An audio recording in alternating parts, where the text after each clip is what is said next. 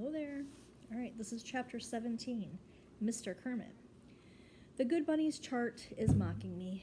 No matter where I am in the room, my eyes are drawn to that bright pink poster board with its white puffy tails. Even at my desk, when I can't see it, I sense it behind me. Knowing it's there is almost as bad as looking at it. As great as the temptation may be, I can't bring myself to throw it out. Emma keeps finding excuses to come over and check on it. She's frustrated that no one is earning any puffy tails. She's determined to stick with the teaching style that worked with her kindergarten class last year. Her mother was like that, 100% headstrong when she believed she was right. Middle schoolers won't excel for that kind of infantile reward system. And these particular middle schoolers wouldn't excel if you put 10,000 volts at the soles of their feet. The only thing that motivates them, apparently, is the prospect of dumping mass quantities of vuvuzelas into the river. But that's another story, and the much more bizarre one. I don't like to think about that. There are more questions that should never be answered. A new habit is to get to class before the kids. That way, I can be finished with the New York Times crossword puzzle by the time they arrive. Just because the school saddled me with the worst class in the district doesn't mean that I have to pass that disrespect on to the students. They deserve better. Some of them. One or two. And anyway, all of them jumped in the river when they thought their teacher was drowning. That was something. I'm still not sure what. As I spread the newspaper out, I have to push the toilet bowl to the edge of the desk, which sends some paper skittering to the floor. A couple of weeks ago, I would barely have noticed, but now that this place looks sort of like a real classroom, it's worth a little effort to keep things neat. If not, one of these days Emma might show up with her Clean Bunnies poster board, and this will have the name Zachary on it. I'm about to toss the papers when I recognize the first page. It's one of my old worksheets accompanied by 4 additional pages of neat handwriting. Kiana Robini reads the name at the top.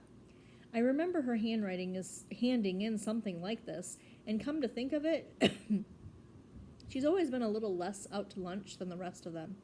I scan a few lines. It's an essay of all things, and it seems to be pretty well written.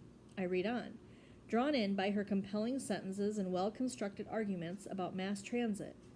She's really enthused about the subject, and she expresses herself beautifully. What's she doing in SCS 8? This is brilliant work. Any teacher would be delighted to receive an essay like this. Why, back when I was first starting out, my vision clouds. That was a long time ago, when teaching was more than a job. It was a sacred mission. I was young and stupid then, and I vowed never again to make the mistake of caring about the students. I cared about Jake Terranova once. Look where that got me. On the other hand, it isn't Kiana's fault that Terranova went into business selling exams.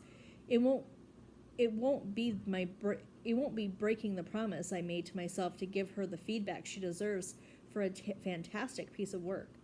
So later, when the students arrive, I return her paper. Written across the top is A+, excellent. She's surprised at first, then thrilled. It triggers more long-suppressed memories, well-deserved praise, pride, and satisfaction, motivated teacher, motivated student. Then she asks the question I expect the least. Do I get a puffy tail? Why would Good Bunnies even be on the radar screen of someone capable of writing such a top-notch essay? But I reply, sure, why not? As I attach the Velcro puffy tail next to her name on the chart, I have the undivided attention of every soul in the classroom. If I'd taken out a sword and knighted the girl, it couldn't have been a bigger event. Barnstorm raises a crutch. How come she gets one of those things? What about the rest of us? She wrote an essay, I exclaim. If you want a puffy tail, you have to work for it. Not necessarily, Parker pipes up. Miss Fountain says that you can get one for being a helpful hare. I drive my Grams to the senior center every day. If that's not helpful, what is? So he gets a puffy tail too. That opens the floodgates. I loaded the dishwasher after dinner last night. I did blue face paint at the Avatar convention. I broke scoring records in 3 sports. I took out the garbage. I award puffy tails like it's going out of style.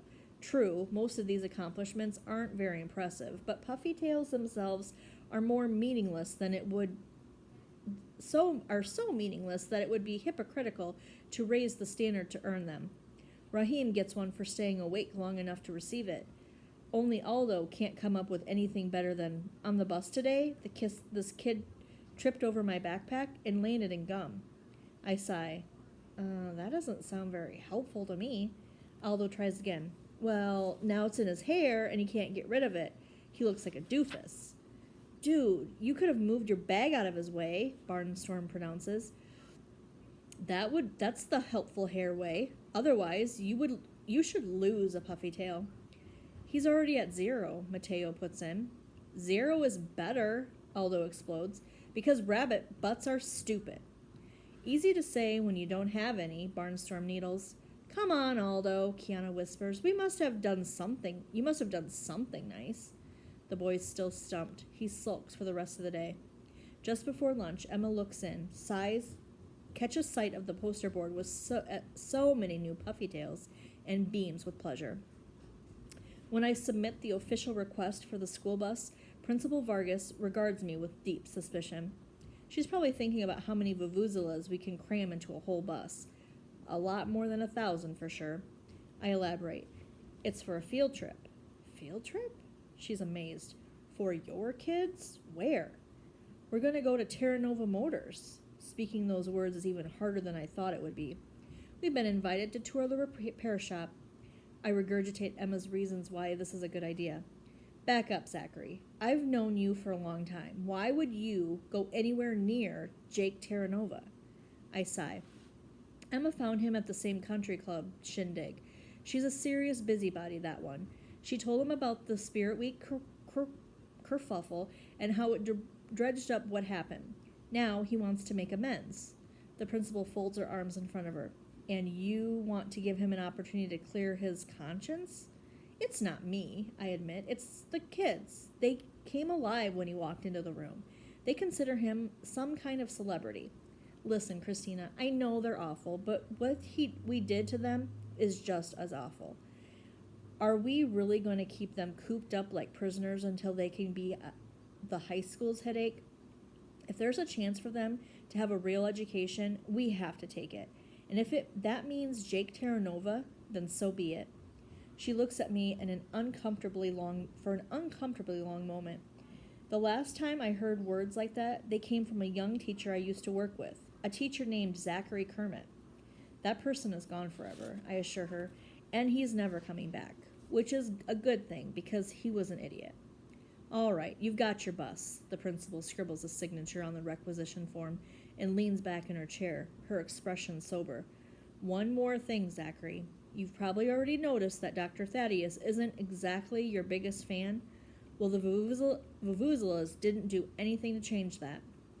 I don't lose sleep over what he thinks. That's mostly because I have such terrible insomnia that there isn't much sleep for me to lose. But I don't mention that to Christina. You didn't hear this from me, she persists, but I think he's going to try to go after your early retirement. I shrug. He's done that already. I know why I got saddled with the Unteachables.